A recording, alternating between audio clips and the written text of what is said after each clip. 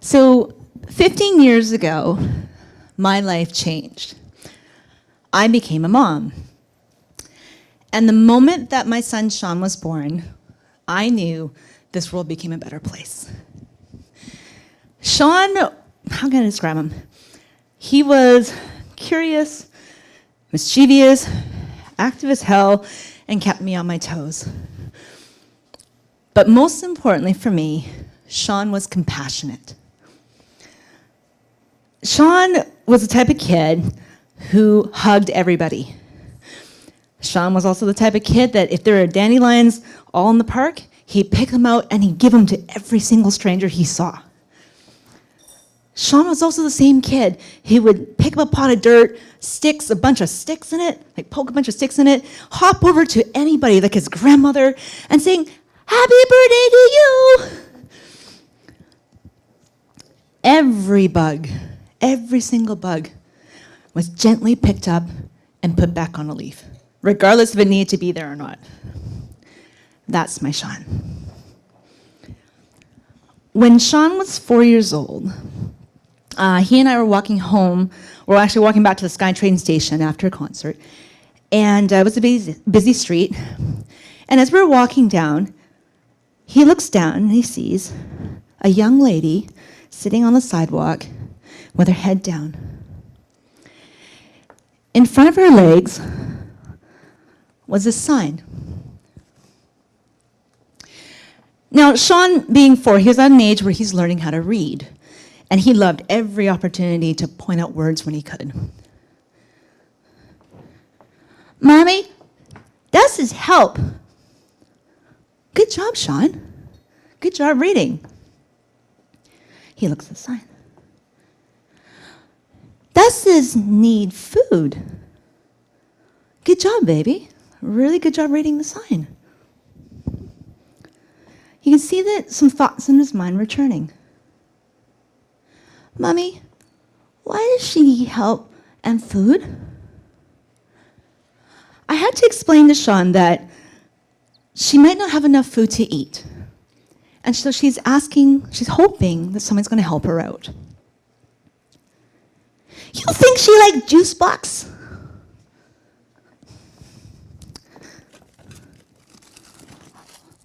"I'm not sure, honey, but you can go give her one if you want." "Here, you can have a juice box." This young lady, she picks up the juice box from Shawn and opens it up and ravenously drinks it as it was the best thing she'd ever had in such a long time. Shawn comes back, "Wow, she really likes juice box." You can only imagine what happened next. "Can I give her another juice box?"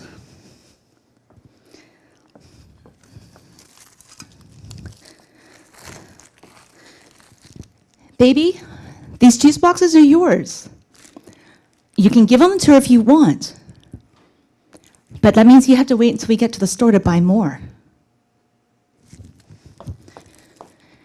"Here, you can have the juice box because we can buy more."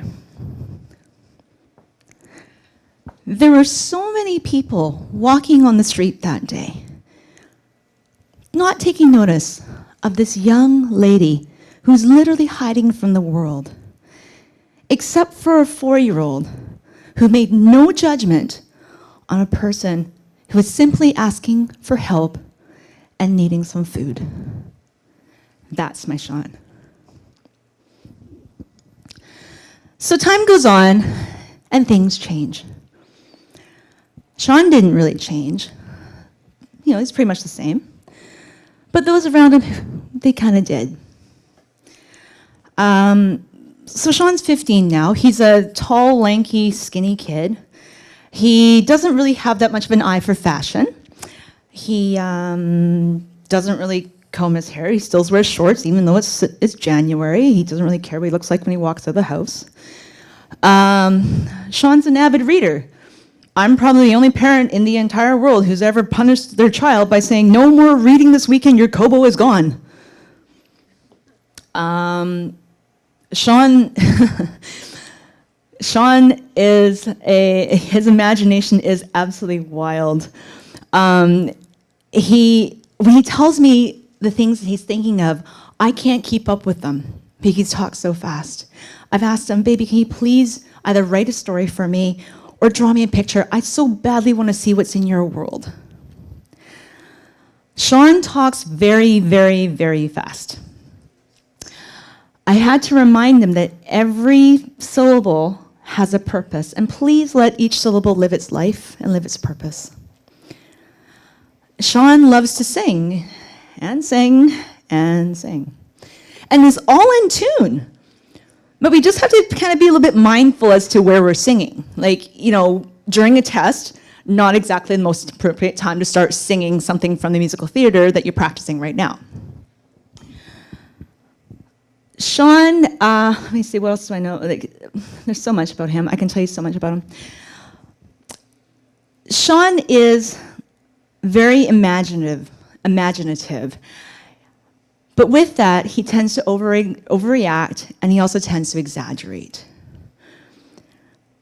Shawn, his anger, it sometimes comes out pretty fast and sometimes pretty harsh. And unfortunately, when you have a behavior like that, some people like to go up and kind of poke at you just to get a reaction. Shawn is a little bit different, and because he acts a bit differently, some people don't treat him very well. Most people, kids and adults, do find him different. Because of those differences, though, they're sometimes a bit mean to him. Shawn doesn't notice it, though, but I do.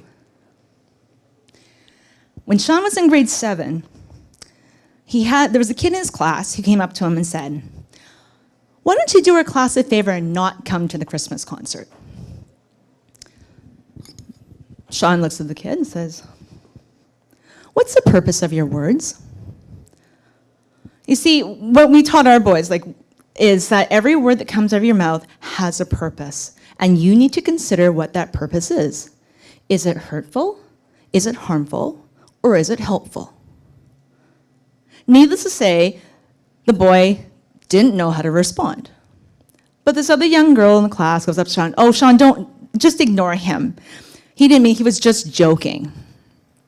And knowing Shawn, he shrugged his shoulders, smiled at the joke, and accepted the reason that was given, and went on his way. When I heard about this incident, I went and spoke to his teacher. Most of the time in parent-teacher interviews, it had nothing to do with Shawn academically. It all had to do with how Shawn was doing socially. Again, he is a little bit different. Need to make sure things were okay. His teacher, during our discussion, asked me, "Have you ever considered having Shawn tested for autism?" Not really.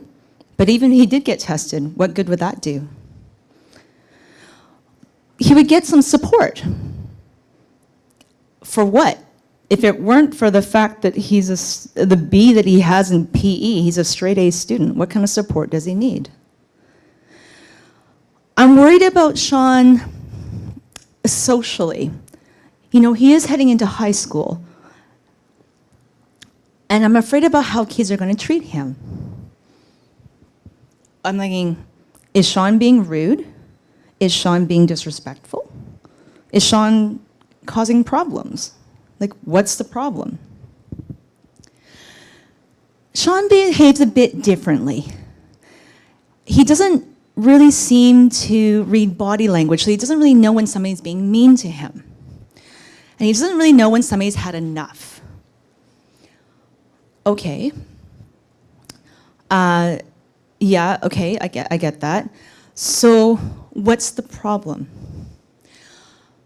I listened to the teacher, and I understood where she was coming from. She was really worried about how Shawn was going to be treated. She didn't want him to be bullied in high school, and I really appreciated that. But where's the problem?